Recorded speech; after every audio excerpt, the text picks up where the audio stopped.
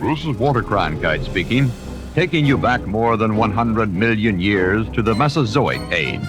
Here in our first picture is a strange and unfamiliar Earth. Where giant ferns once grew in steaming swamps, we see today only eroded rocks, sand, and desert plants.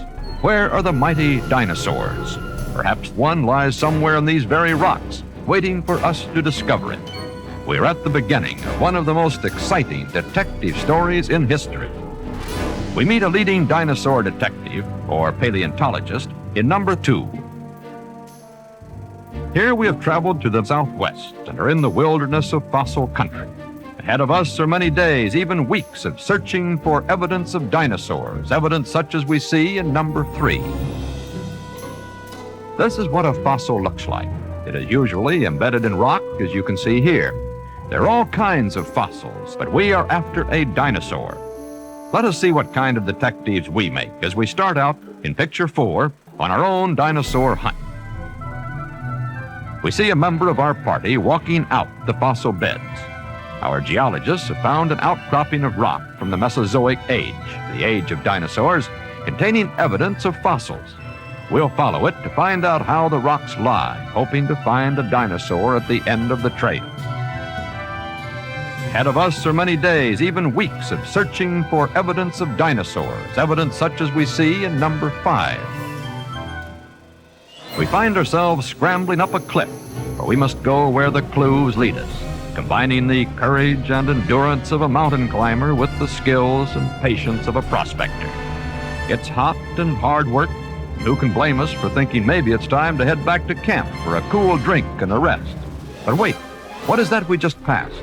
Let's retrace our steps in number 6. Here it is, buried treasure, buried for millions of years, a fragment of fossilized dinosaur bone. Thirst and fatigue are forgotten as with hearts pounding, we uncover this first piece of evidence in our dinosaur hunt, for we feel sure now that the remains of a dinosaur lie buried right at our feet. In picture 7, we see a sensational find. The little horned dinosaur in our picture was named after Dr. Andrews. Its full name is Protoceratops andrewsi. Now let's look at a relative of our little Protoceratops in picture 8.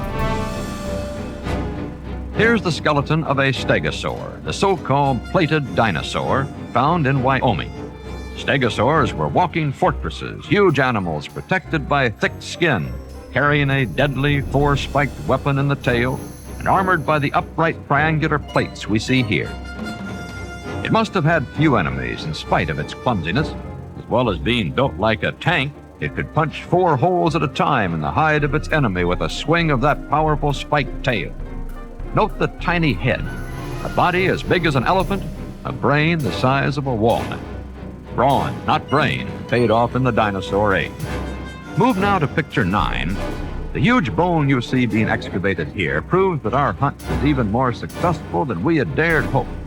We came looking for a dinosaur, and we've discovered one of the largest of them all, the mighty brontosaur. Look at the size of that bone. It's not hard to believe that the earth trembled with each step this giant took.